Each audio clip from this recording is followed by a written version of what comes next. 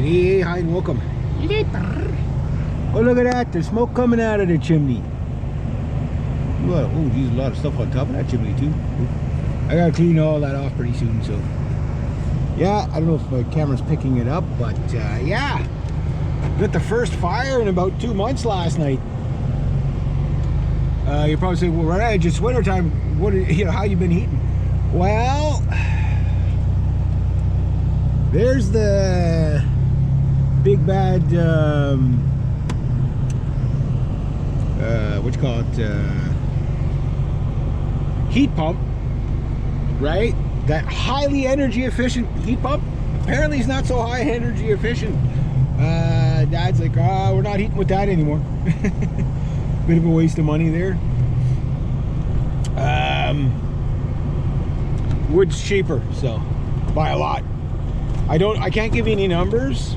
And mind you, we have an old house, so it's not super fuel efficient, but you get a cold winter where it's minus 30. We've had to use a combination of the heat pump. For the most part, I'm actually quite impressed with the performance of it. Oh, perfect. I can't see what that was. But the question is, do I want to know what that was? Yeah.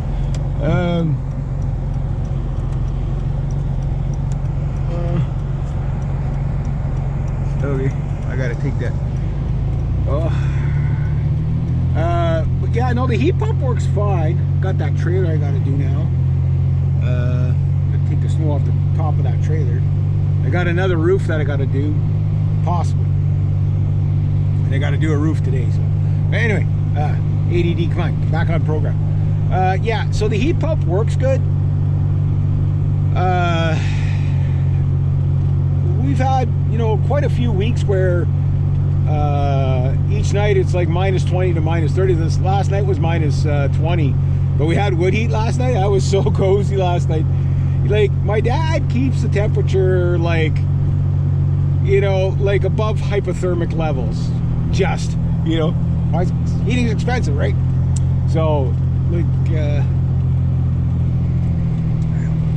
big block of ice of doom I gotta get off that roof. Supposed to get a mild spell, I gotta take that off the roof. I just thought I'd tell you about that. I pounded on that thing with my 10-inch ice breaking bar for about half an hour yesterday. Couldn't get it done. It's that frozen. It's a big ball of ice on the top of the roof there. Anyway, so yeah, no, my dad keeps that my dad works in Fahrenheit or Celsius for some reason. I guess because of the boomers, they're all they grew up on miles and gallons and Celsius, right? And then my generation, we were introduced to the metric system under Pierre Elliott Trudeau. yeah, and it's been chaos ever since. Being okay, like, how tall are you? 5'9". What are you going to the store to buy? A liter of milk. yeah. How much is the gas? It's $1.59 a liter. Yeah. What's your mileage? Oh, about 25 miles to the gallon. like it's so confusing. Like, if you're in the UK, you could talk like that. In the UK would be the same as Canada, where the only thing they haven't converted is their miles per hour, which I kind of like miles per hour in a sense, but it is really cool to say, hey, I did 180 or 200 kilometers an hour, 300 kilometers an hour. It makes it sound like you're going faster, right? You're really not. It's just different unit of measurement. But a lot of people, I don't get metric. So you're saying you can't count to 10. If you don't get metric, you can't count to 10. That's what you're saying. Metric is so much easier. It's just, if you grow up on one system, like fractions versus counting to 10, you know what I mean? That's what you're dealing with. I'm good at both. But yeah, if you're a carpenter, you don't use metric. Cut that board at 15 centimeters. What the fuck are you talking about? Cut it at 8 inches. Cut it at 8 3/4, whatever. You know what I mean? But anyway, back to the heat pump. So the heat pump works good. I was actually quite impressed with it at below minus 20 and minus 25. Although it did get quite chilly in the house at -25, we had to turn on the electric heat. Now the wood heat, the reason why we had to disconnect the heat pump is two reasons. Well, didn't disconnect it, but had to disconnect the. We had like a vapor barrier between the unit and the ductwork, right? And it says that you shouldn't run a wood stove with that because it'll run the unit too hot. You can burn out the unit. You have to just, either you heat with this or you heat with that. So my dad had to unhook all that, just kind of like a rubber liner type of thing, like a boot between the ductwork and the unit, and then just turn the unit off, right? So that's what we've done. Now the only thing I'm afraid of is that the unit, because it purges the liquid out of the system, I'm afraid that something might freeze in there and burst, right? Hopefully not, but it's off now, and we're back to the wood heat. So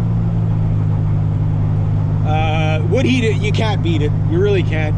It's a pain in the ass. But if you were to add up what it costs per cord, which is it's like $140 to $175 a cord now. It's not cheap, and you need we burn we're in a fortunate spot where we can burn most of our wood. Most of our wood off our land, right? But yeah, it's it's still cheaper, you know what I mean? It's more, what's your time worth, and just the back-breaking of how back-breaking it is to go, deal with wood, you know what I mean? You got to cut it down, skid it out, cut it up, pile it up to dry, and then you got to handle it like 15 times, and then when you're done, you got to take out the ashes, you know what I mean? So there is a big process, but I like it. Wood heat's what I like. We're gonna need a new wood stove fairly soon. Thing is they might stop making wood stoves if they haven't already. I know they were going to ban them by 2025. They want everybody using these heat pumps, but the heat pumps aren't strong enough or efficient enough for Canada.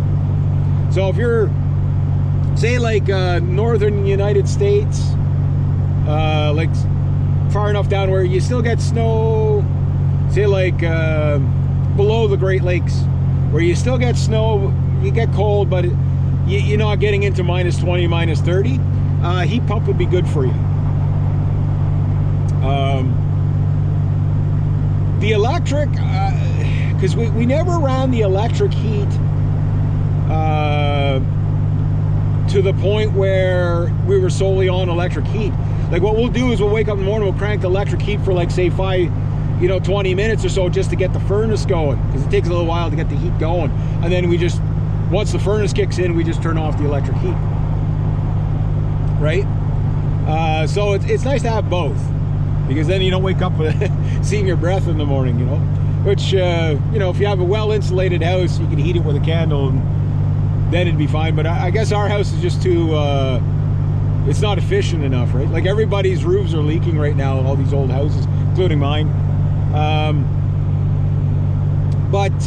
Yeah, other than that, I don't have much bad to say about it. I still haven't quite figured out exactly how it works, but the general of it is it takes the cold air from outside, runs it through a heat exchanger, and then the humidity it ejects outside. Once the unit gets too full. So it's kind of like reverse of an air conditioner. Yeah, where the air conditioner takes the heat inside, throws it outside, and blows in cold air. I can almost visualize the ceramic plates inside there with the heat sink. Siren down there? Cop? Fire?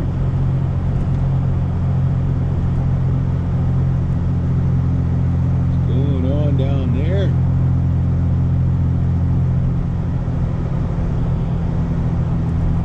Oh, it's a fire truck. It's not good. Hopefully he's just turning around and not...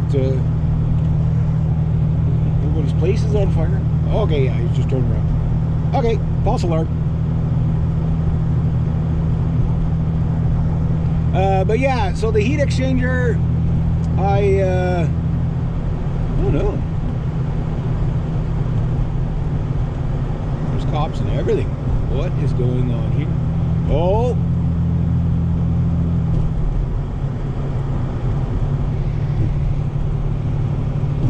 Oh, wow. Oh, that's bad. Oh, that truck. Did you see that truck? Sorry, I couldn't get a good look at it there. Trying to pay attention to the road. What the hell would have happened there? Did he go off the road? Oh, he probably got smoked by that big truck coming out of a lane or something, because it looked like the whole side was all bashed. So I bet you that big truck hit him. Oof. Hope everybody's okay. Couldn't have hit him too hard though, because the truck's still there. But the whole door, the outside of the door panel was gone. So that's a pretty hard hit. So yeah, probably, see, like I said, you're probably backing out, and then so if it's the driver's side door hit and the guy on that side hit him, yeah, he'd be driving straight up. But these snowbanks, because they're so high,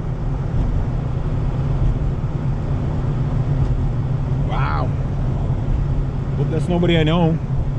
Didn't recognize the truck.